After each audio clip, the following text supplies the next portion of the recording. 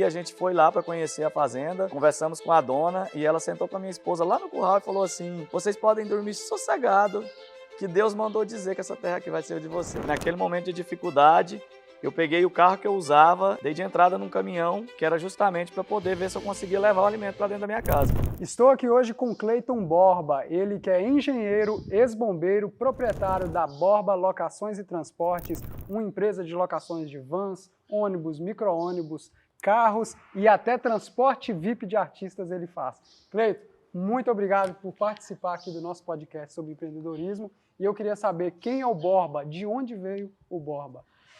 Primeiramente, obrigado, né, por estar dando essa oportunidade para a gente, contar um pouco da nossa história aqui. Borba é um menino que veio da roça, interior de Goiás. Nasci lá na década de 80, na cidade de Ceres, no centro-oeste goiano, uma região denominada como Vale do São Patrício.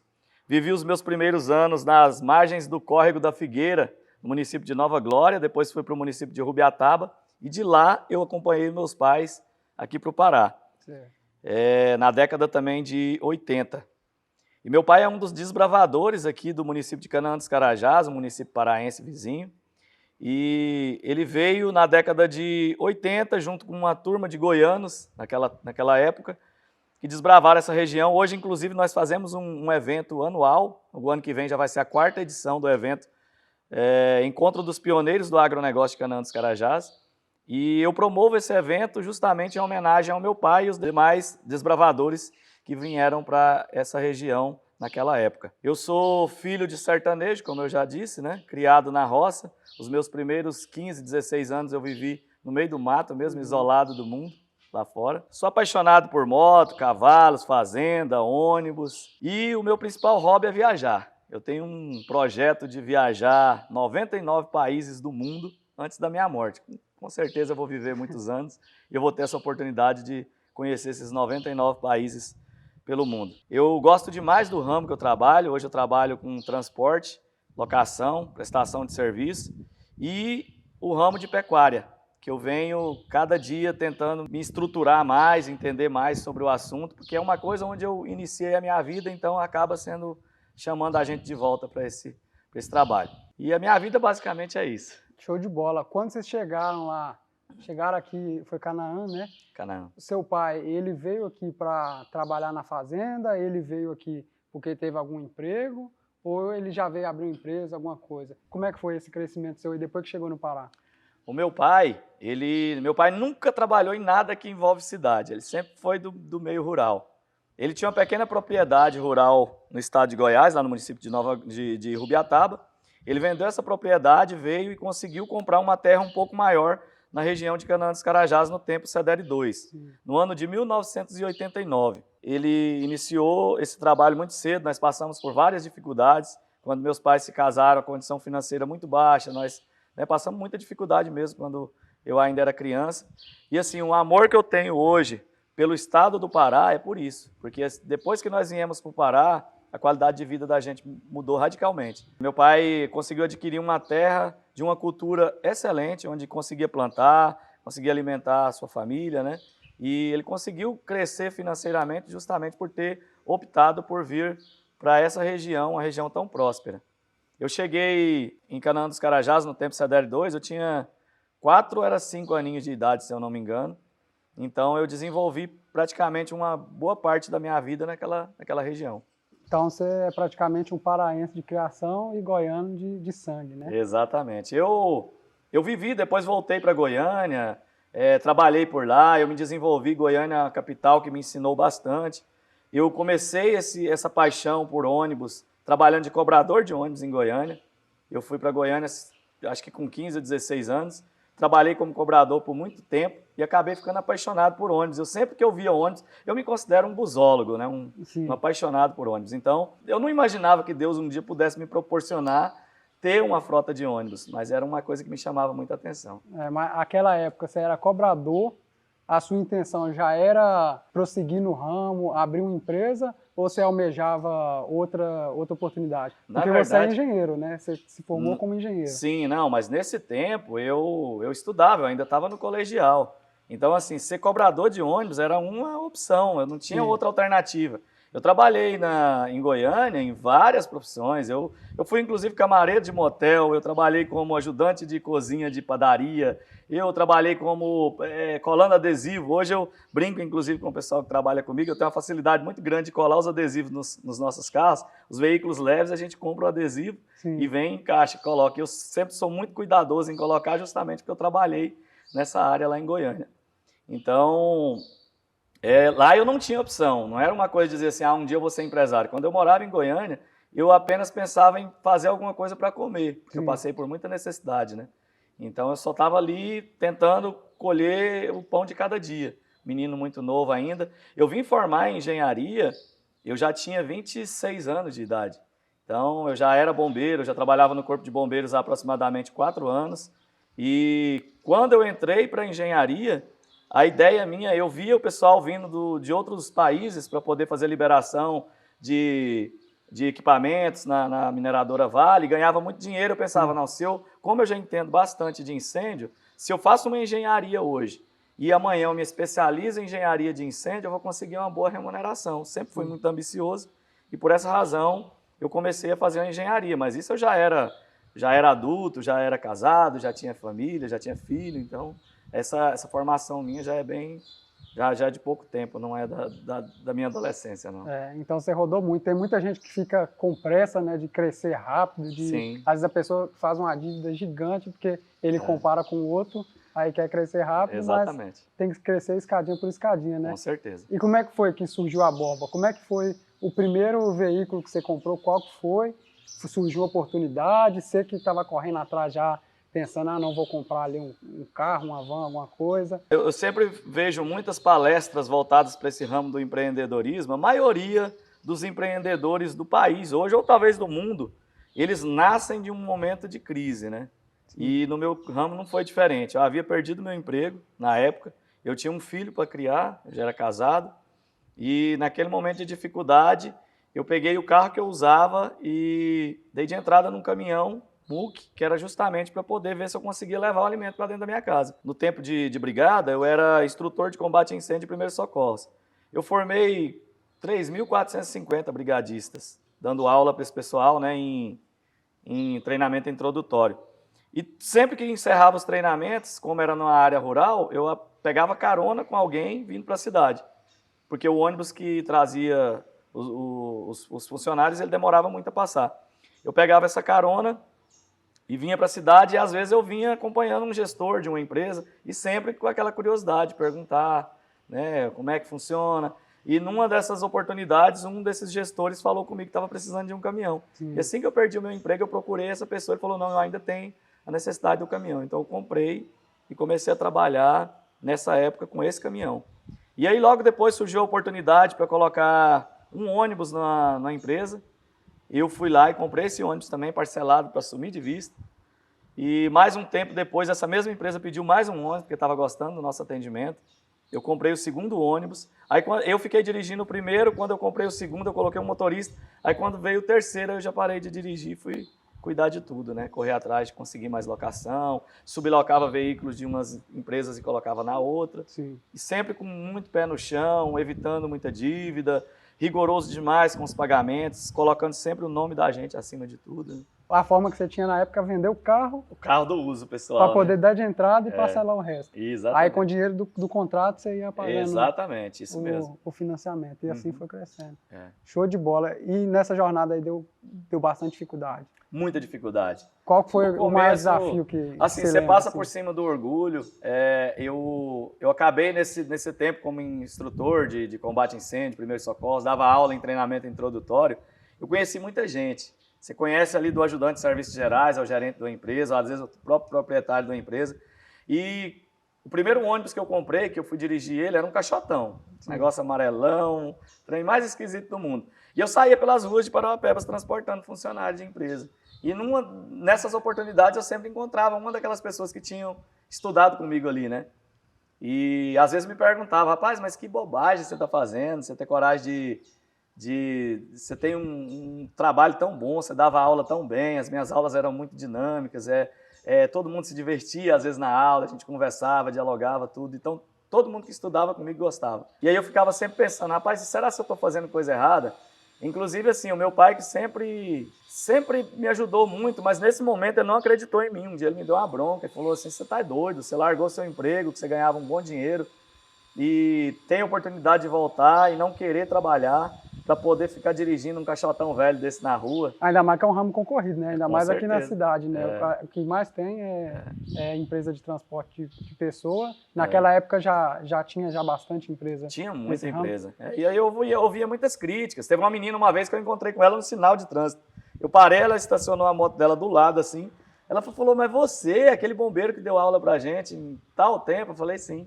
Você é doido? Você largou a sua profissão para vir dirigir ônibus velho na rua? Eu falei assim, as coisas que Deus coloca a gente para fazer, você tem que assumir, né, a responsabilidade de fazer e tentar fazer com excelência, né? E graças a Deus deu tudo certo. Então aí você comprou primeiro ali o primeiro veículo, comprou um ônibus, comprou outro. E quando que você foi, assim, você percebeu que teve uma virada de chave? Teve algum momento que você deu um estalo assim, você falou, agora está na hora de eu correr atrás de contrato, de eu crescer mesmo? Como é que foi esse crescimento? Teve um momento, em 2000, eu comecei a trabalhar em 2010, por isso que agora, teoricamente, em 2025 completaríamos 25 anos. Por que eu falo completaríamos? Porque a empresa só foi fundada em 21 de setembro de 2011. Sim. Então, o CNPJ ele vai completar 14 anos ainda, só que tinha um ano para trás que a gente trabalhava emitindo nota da prefeitura e tudo, informalmente, né? Sim. No ano de 2014, já com uns praticamente 4 anos trabalhando, surgiu uma oportunidade, a gente pegou um contrato que no tempo era para 17 ônibus, a gente tinha que sublocar 3 e sobraria 14 para a gente. E no momento assim meio de desespero, porque eu peguei um contrato muito grande, que daria para dar uma arrumada na vida, mas eu não tinha o capital e nem os ônibus. Sim. Então fiquei meio que desesperado e pedi muito a Deus para dar um rumo para o que a gente poderia fazer. E num dia subsequente, uma empresa anoiteceu e não amanheceu. Quebrou, fechou as portas, foram todos embora e deixaram os equipamentos todos aqui. E o gestor dessa empresa entrou em contato comigo e falou, Borba, eu soube que você pegou um contrato, nós estamos lá com 17 ônibus, tá no estaleiro, tava uns em cima de uns tocos, outros quebrados, uns sem roda, outros sem caixa de marcha, mas tá lá, 17 ônibus. Se você quiser comprar esses carros, eu te vendo eles e você fica pagando por mês. Eu falei, é oportunidade. Então eu entrei, comprei, na verdade, os 17, desses 17 eu consegui cortar alguns, tirava peça de um, colocava no outro, eu montei uns 12, consegui colocar para trabalhar e eles tinham me dado a opção de pagamento de uma unidade por mês. Eu acho que com 6 meses eu consegui quitar tudo. Então foi aí que a gente teve um avanço financeiro na nossa vida, estrutural. Foi exatamente nesse tempo que nós compramos essa área aqui da nossa garagem hoje, porque a gente pagava aluguel de área no tempo, né? Sim. Eu já consegui comprar minha casa própria, já consegui comprar um carro melhor para rodar e ainda tinha ali um sonho em aberto que era de ter uma propriedade rural. Sim. Esse aí foi bem depois que eu consegui realizar esse sonho, né? Mas o principal para se trabalhar e conseguir trazer o sustento de dentro de casa, naquele tempo a gente já tinha, sabe? Pagar os funcionários. Com certeza. E trazer comida para dentro de casa, né? Exatamente. É a maior preocupação. Isso. Nesses quase 25 anos aí, teve algum momento que você tomou algum prejuízo? Alguém deu uma passada de perna, alguma coisa? Muitos prejuízos, muitos. Na verdade, são 15 anos, né? É 2025, agora nós completamos 15 anos, né? 15 anos de trabalho, 14 anos de CNPJ. Foi 2010, a gente começou a trabalhar, 2011 nós fundamos o CNPJ da empresa e agora nós completamos, então, 25 anos de trabalho, 15 anos de trabalho e 14 de CNPJ. Muitos prejuízos. Nós levamos prejuízo da prefeitura, levamos de várias empresas que vieram, essas empresas pequenas que são criadas por alguém de fora, vem aqui, cria uma construtora, começa um trabalho, aluga ônibus, aluga caminhonete e simplesmente vai embora e deixa a gente sem receber. Nós levamos, eu acho que coisa de 1,5 milhão de prejuízo em toda a existência nossa. Algum desse momento dessa dificuldade, prejuízo, dor de cabeça que teve, você já pensou em largar a toalha, desistir? Nunca. Isso aí, toda a vida, todos os projetos meus de vida, eles sempre foram feitos para durar. Assim, quando eu trabalhava como bombeiro, embora eu fosse apaixonado pela minha profissão, eu sabia que eu não ia morrer fazendo aquilo ali. Eu sentia que aquilo não era para o resto da minha vida. Aquilo ali era necessário, como tudo que a gente passa na vida, mas ele não era para ser eterno. não aconteceria até o fim, eu não me aposentaria fazendo isso. O dia que eu aluguei o primeiro carro, eu falei, isso aqui é o meu ramo, que eu vou terminar minha vida, eu vou passar para os meus filhos isso. Persistir até a Persistir. Em momento algum, nos momentos de dificuldade que a gente perdeu contrato, ficamos praticamente sem nada, eu nunca pensei em parar, nunca. Qual que é o tamanho hoje da Borba? A Borba hoje ela tem aproximadamente, eu acho que 42, entre 40 e 42 veículos, eu não sei exatamente ao certo, né?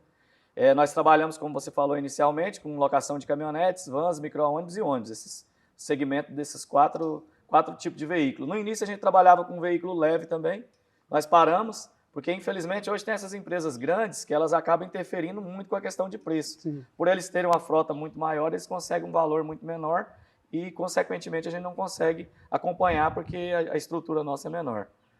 Então, a empresa hoje, com essa frota aproximadamente de 40 veículos, que é o que a gente mantém, a intenção nossa nunca foi de ser uma empresa gigantesca. Eu e a minha esposa, quem gerimos a empresa, e a gente sempre teve a meta de estabilizar. Eu não vou dizer estagnar, estabilizar. De manter um certo padrão onde a gente consiga assistir, fiscalizar tudo o que está acontecendo.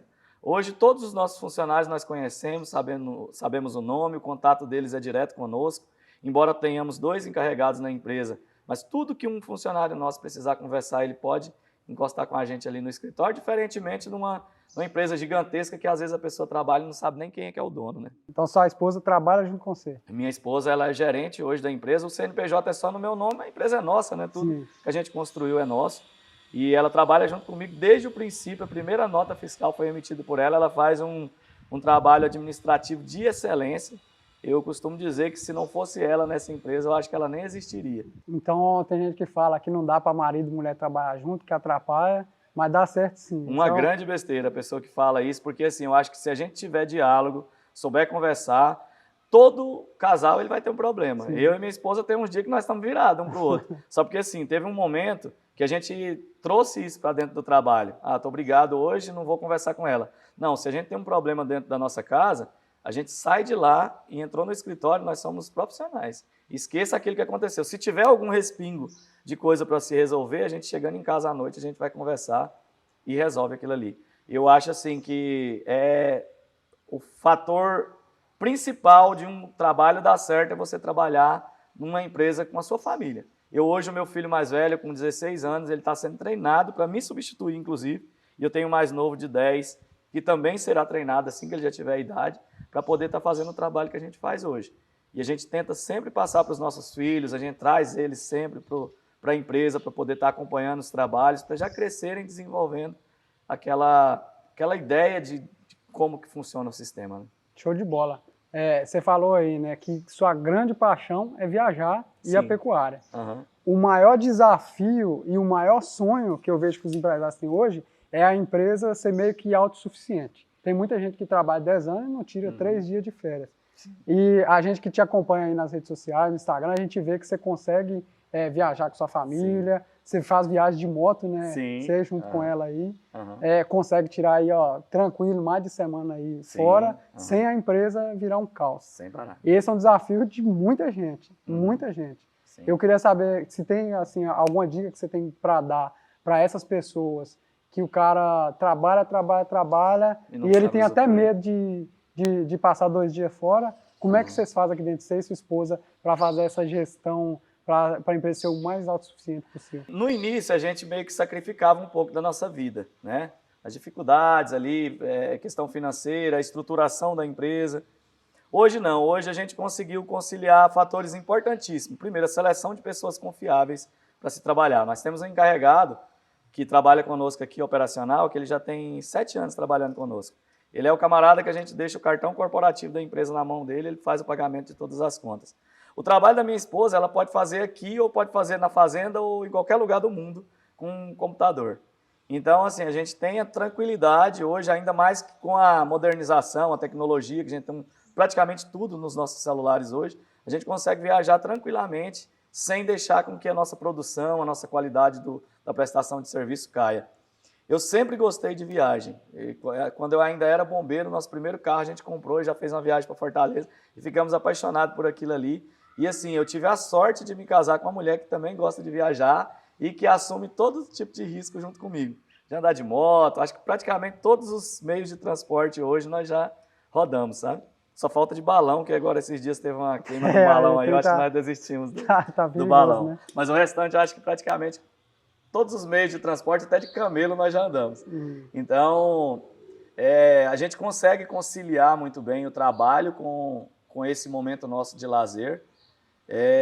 Eu acho fundamental, porque a empresa ela tem que ser algo que te dá conforto, que te dá qualidade de vida, e não algo que te tira a qualidade de vida, que te tira os seus dias. No início a gente chegou a fazer 2 viagens por ano. Hoje, o ano passado, por exemplo, nós fizemos 10 viagens, então chega a ser quase uma por mês, né? Quase uma por mês. E esse ano eu acho que nós estamos indo passando de uma por mês, porque praticamente todos os meses a gente está fazendo uma viagem, seja ela a trabalho, que eu também acho bom trabalhar, igual agora, por exemplo, recentemente eu fiz 2 viagens buscando ônibus, uma em Minas Gerais, outra no sul do país, no Rio Grande do Sul. E se a gente fosse somar todas essas viagens aí, vai dar muita viagem no final do ano, e para mim é maravilhoso, pegar a estrada, voar de avião, fazer todas essas coisas para mim é bacana. E a gente vê aí que além de estar locando ônibus, locando van, transportando passageiros, você também faz o que você chama de atendimento VIP dos artistas, né? Você já levou Kleber Cauã, Bruno Marrone, Zé Vaqueiro, Jerry Smith. Isso. Como é que foi isso aí? Você que correu atrás, não, eu quero conhecer esses caras, eu vou correr atrás? Ou alguém que chegou, tem como se atender e tal? Como é que foi isso? Na verdade, a gente optou por uma coisa simples, mas que pouca gente se preocupa hoje em Parauapebas. Parauapebas ela é uma cidade assim que, eu costumo dizer, eu conheci um rapaz uma vez na praça vendendo espetinho, era inclusive lá do Goiás. Ele tinha construído um sobrado e estava andando numa caminhonete de luxo vendendo espetinho na cidade. Então, assim, como é uma cidade que ela tem muita opção, muita forma de se ganhar dinheiro, as pessoas não pesquisam tanto, né, sobre o que fazer. Em 2018, mais ou menos, nós começamos a investir no nosso carro particular, um carro um pouquinho mais de luxo. E isso acabou chamando a atenção dos produtores, de shows. O pessoal, a gente não atende só artistas, né? Nós atendemos autoridades políticas, pessoas importantes, diretorias de empresa, tem pessoal do MEC que sempre contratou a gente para poder fazer o transporte, a parte de logística dos avaliadores do MEC, que vem para liberar, por exemplo, a universidade na cidade, que exige um padrão de qualidade superior ao que a gente tem de um táxi, por exemplo, né? Não desfazendo do táxi, mas eles querem um negócio um pouquinho mais superior, um trabalho mais executivo. Então nós fomos procurados porque, assim, por exemplo, uma banda, ela vem de avião, eles precisam de uma van para pegar a equipe técnica, a banda, e um carro leve, executivo, de luxo, para o transporte do artista. Então, com a gente, eles encontram tudo isso, né? Nós temos o veículo de transporte, a gente tem desde de ônibus super luxo, a van super luxo, micro-ônibus, e temos também o veículo de passeio, que é no padrão que a maioria dos artistas querem, que é um carro com uma quantidade de airbag a mais, que oferece uma segurança a mais, um conforto a mais, e a gente acaba oferecendo isso por essa razão. Muitos eventos que acontecem na cidade, nós somos acionados para poder fazer o atendimento. Show de bola. Uma coisa que você falou interessante é que você não almeja crescer a sua empresa, igual você falou, ter essa quantidade absurda de veículo, mas uma coisa que eu vejo é que você preza muito pela qualidade. Qualidade. Né? Essa semana mesmo, esse ônibus aqui, pessoal, que está atrás, ele foi buscar essa semana lá no sul, né? Isso, Erechim, no Rio Grande do Sul. Então ele está investindo em qualidade para os seus clientes, né? Uhum. E às vezes outra pessoa, um concorrente, ele está com dinheiro sobrando, ele vai pensar em comprar um outro veículo, às vezes usado, mais barato, para poder aumentar a frota. Já você prefere, em vez de estar aumentando a frota, está aumentando a qualidade. Exatamente. Eu penso assim, a gente é igual eu expliquei para você, hoje nós estamos totalmente fora do contexto que havíamos previsto. No início a gente falava, quando chegarmos a 20 veículos na nossa frota, a gente vai parar e vai manter apenas aquela substituição. Desmobiliza um mais antigo, compra um outro novo, coloca no lugar. Só porque assim, as demandas vão surgindo e tem algum contrato, por exemplo, se eu fecho um contrato de uma empresa que tem 5 ônibus trabalhando lá dentro. Se ela me pede para colocar mais 5 e eu não coloco, eu falo, não, eu já tenho a quantidade suficiente, entra uma outra empresa e coloca aqueles 5, aquela outra empresa acaba me tomando aqueles 5 que eu tenho trabalhando lá. Então, por essa razão, nós tivemos esse crescimento na frota, mas não é nosso intuito, é ficar mais ou menos com uns 30 carros, mas carros de excelência, carro de luxo, um negócio que o cliente vai entrar no interior do carro e vai sentir firmeza em estar trabalhando, estar rodando com a gente ali, vai se sentir seguro, confortável. Então sempre foi a nossa prioridade, a qualidade na nossa prestação de serviço e não a quantidade ou a nossa rentabilidade. Eu acho que uma empresa hoje com 30 veículos trabalhando, a gente não gosta de trabalhar com dívida, a gente sempre priorizou fazer a compra de um veículo sempre sem fazer financiamento, para não ter aquela preocupação com parcelas, né? Então, se você tem 30 carros hoje dentro do seu pátio, sem o pagamento de parcelas, sem ter compromisso com o banco, apenas cumprindo ali com despesas de PVA, de manutenção, eu acho que dá para sobreviver muito bem. A gente não precisa de muito, embora eu fale de viagem, a viagem às vezes parece muito caro, mas a gente sempre arruma um jeitinho de economizar, né, trocando pontos. Por exemplo, as nossas compras da empresa hoje são praticamente todas feitas com cartão de crédito, a minha conta pessoal, da minha esposa também, e a gente acaba trocando isso aí por pontos de cartão, faz viagem, passagem aérea, hoje praticamente não paga nada. Então, o custo nosso de vida não é muito alto. Com 30 veículos trabalhando hoje, com certeza a gente consegue viver e viver muito bem. E além da Borba, você também está aí no ramo da pecuária, né? Sim. Você é produtor, está dividindo aí sua Sim. vida nesses dois pontos. E qual que é hoje o sistema que você pratica? É cria, recria, engorda, é sogado, tem umas galinhas, tem um porquinho, alguma coisa? Tem tudo. Como eu falei lá no início, eu sou sertanejo nato, eu sou apaixonado por aquilo ali. E tudo que colocar, desde plantar um pé de pimenta, até fazer uma roça de milho, criar gado, carneiro, porco, galinha, pato, ganso, tudo eu estou mexendo. Eu comecei nessa vida rural aí depois já da minha maturidade, vamos dizer assim. Em 2016 eu comprei a minha primeira propriedade rural, próxima aqui de Parauapebas. Só que assim, não era um lugar que eu sentia que... É igual a história do bombeiro. Não ia ser para a vida toda. Sim. Eu notava que a topografia, a localização não era aquilo ali que eu queria. Então, em 2019, eu vendi lá. Fiquei sem terra um tempo. Falei, rapaz, não vou comprar por enquanto. Deixa Deus preparar alguma coisa para mim. E tinha um lugar onde eu e minha esposa passavam e sempre era apaixonado por aquilo ali. Vi uma fazenda planinha, assim, a coisa mais linda do mundo. Fala, já pensou se um dia a gente tem uma terra daquela? Que coisa linda que não iria ser. E aí, num dia, do nada, um corretor me liga e me fala que essa propriedade estava à venda. Inicialmente, eu imaginei que fosse algo fora da nossa realidade, né, financeira. E aí, a gente foi lá para conhecer a fazenda, conversamos com a dona e ela sentou com a minha esposa lá no curral e falou assim, vocês podem dormir sossegado, que Deus mandou dizer que essa terra aqui vai ser de vocês. Aí ela veio, me contou, a gente ficou tranquilo, mesmo sabendo que era um negócio um pouco caro, mas a gente colocou nas mãos de Deus e eu acho que uns 2 meses depois a gente acabou comprando. E hoje, assim, é uma grande realização de sonho nosso. A Fazenda Borba, né? Eu coloquei o meu sobrenome lá, tem uma placa na frente, um negócio todo bonitinho, assim. A gente fez tudo com muito capricho. Não terminou tudo ainda, está fazendo. Terra sempre está. É difícil, né? A terra vai ser cada dia obra, mexendo. E aí mexendo, não acaba, né? E a gente tem feito tudo do nosso jeito para a gente ter conforto não só para nós, mas para as pessoas que a gente recebe lá também. É um lugar assim que eu costumo dizer que eu acho que é um dos melhores lugares do Pará, uma das melhores terras do Pará. Eu falo em questão de cultura de terra, de localização, porque ela fica exatamente no meio dos 2 municípios de Canaã dos Carajás e Parauapebas. Que eu acho que é hoje os 2 municípios de interior mais importantes do estado, né? Ela está exatamente centralizada no meio dos 2 municípios, numa reta, na frente do asfalto, com uma topografia toda plana, riquíssima em água. Acho que uma das melhores culturas de terra do estado. Então, assim, Deus me deu aquilo ali de presente, eu sou apaixonadíssimo. A sua pergunta sobre o que eu faço lá hoje, o nosso forte hoje, eu trabalho exclusivamente com pecuária.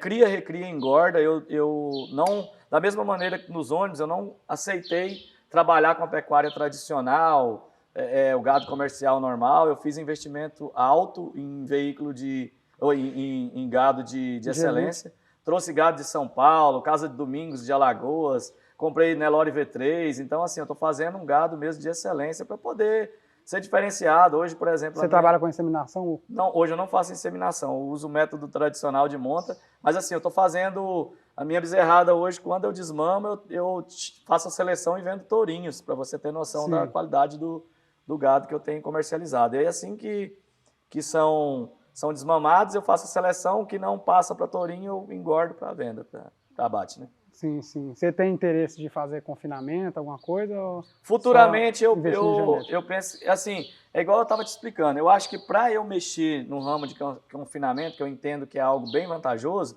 eu precisaria ter, por exemplo, que houvesse uma queda na rentabilidade da empresa. Aí eu usaria hoje a fazenda como fonte primária de ganho, né? Mas no momento eu prefiro manter o tradicional, a cria normal, a pasto. O lucro não é tão grande, mas é uma tranquilidade maior, que o confinamento ele exige muito. E exige muito mais ainda de ter mão de obra, que é algo muito difícil hoje da gente conseguir uma quantidade grande de mão de obra de qualidade, né? Sim, mas hoje a fazenda se paga.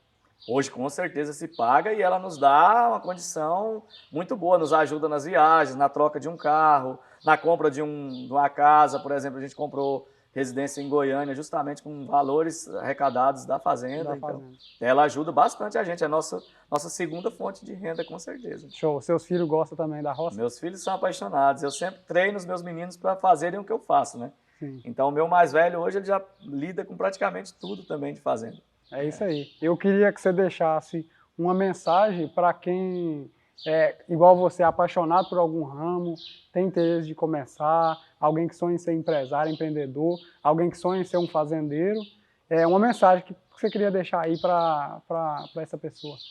Tá, eu sempre falo, às vezes eu tenho amigos que me usam como inspiração. Borba, eu tenho vontade de fazer o que você faz, eu acho bacana o estilo de vida que você leva, né? E eu não importo com isso, eu não considero jamais, assim, tem gente que acha que às vezes é inveja, não existe inveja. Até porque se a pessoa fosse invejar, ia invejar de um ser humano riquíssimo lá de fora, né? A minha vida era uma vida muito simples, mas assim, uma vida que eu pedi a Deus. Eu não preciso de mais nada do que eu tenho hoje. Eu sou 100% satisfeito com tudo que eu vivo, com tudo, com a fase que eu passo, com a família que eu tenho, com tudo. Então, assim, o que eu falo? É para a pessoa avaliar muito bem, porque eu já vi muita gente, principalmente, às vezes teve pessoas que trabalharam comigo e que viram as coisas dando certo para mim e que simplesmente se dispuseram da empresa, deixaram o emprego que trabalhava para poder iniciar uma empresa, em busca de um sonho que às vezes não era aquilo que ele queria. Porque eu acho que para uma coisa dar certo, você tem que gostar daquilo ali. Então, às vezes, o camarada ele não é apaixonado por carro. Ah, não, mas o Borba está ganhando dinheiro ali com o carro. Não, nem o Borba, vamos usar uma empresa, a Júlia Simões, que é grandona. Está ganhando dinheiro com o ônibus. Eu vou investir também, quem sabe amanhã eu seja que nem ele. Tem que gostar, não adianta. Por exemplo, hoje eu mexo com fazenda e dá certo a fazenda para mim, porque eu gosto. Eu nasci ali dentro fazendo aquilo. Eu me apaixonei por ônibus quando eu ainda era cobrador e eu tinha vontade de ter um ônibus. Então, assim, não adianta a gente ir atrás de ser alguma coisa pelo dinheiro. Você tem que antes gostar daquilo que você está fazendo. E a gente sempre ouve aquela frase que diz que quando você faz o que você gosta, você não trabalha, você se diverte, né? Sim. E o meu trabalho é uma diversão. Eu passei agora, como eu falei, 4 dias na estrada, 4 dias e 4 noites dirigindo um ônibus. Eu tenho amigos que mandam mensagem para mim, que eu sempre posto alguma coisa das viagens, né? Rapaz, você é doido, você está fazendo papel doido de pegar a estrada desse jeito, vai viver e tal. Você não precisa estar trabalhando desse jeito mais. Isso aqui não é trabalho, é minha diversão. É uma escolha sua. É né? bom demais parar numa conveniência de um posto e pedir um arroz, feijão, bife e ovo ali, comer na beira da estrada e ver a mudança nas culturas dos estados. Você cruza o país de sul a norte. Eu já busquei ônibus, como eu te falei, por mais de 30. Acho que mais de 30 veículos eu já trouxe de fora. Eu venho de Rio de Janeiro, Goiás, Tocantins, eu já busquei carro para tudo quanto é lado que você imaginar. Do Rio Grande do Sul, eu já fui não sei quantas vezes, Minas Gerais. Então, assim, você conhece pessoas novas, você tem a oportunidade de ir na fábrica onde fabrica o seu ônibus, que o pessoal te apresenta como aquilo ali foi construído, dá a ideia de como é que funciona tudo. Então, assim, é muito bom e a gente tem que gostar. Se o camarada não gostar, ele pode até dar certo, por uma sorte, mas tende a não dar certo. Você precisa ser apaixonado por aquilo que você faz. Então, a mensagem que eu sempre deixo para as pessoas, você está num bom emprego, não tenta se aventurar com algo que você não goste, só pelo dinheiro. Se o seu emprego é um emprego bom, mas não está te dando a condição que você quer, eu queria comprar um carro top e o meu emprego não está dando, tenta investir no seu conhecimento para que o seu emprego te dê um retorno maior salarial para que você compre e cumpra com os seus sonhos. E é muito melhor do que você, às vezes, entrar num negócio que você não gosta só por questão do dinheiro. Agora, eu penso o seguinte, se a pessoa é apaixonada por um ramo e vê a oportunidade de entrar, não perca tempo. Vá lá, faça, e faça, mas faça bem feito, faça com excelência, que com certeza o sucesso é garantido. E persistir.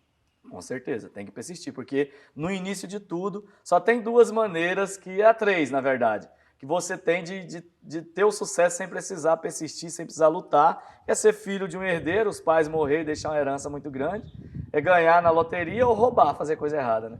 Então eu acho que ninguém quer isso, né? Aliás, ganhar na loteria deve ser bom, mas é difícil, né? É impossível, Então o bom quase. mesmo, o gosto de você persistir, você lutar e chegar no seu sucesso, não tem dinheiro no mundo que pague, né? Você falou que você está preparando seus filhos para Sim. poder estar assumindo seu lugar, né? Sim. Mais para frente, você tem sonho de viajar, É, vai querer exatamente. fazer isso aí.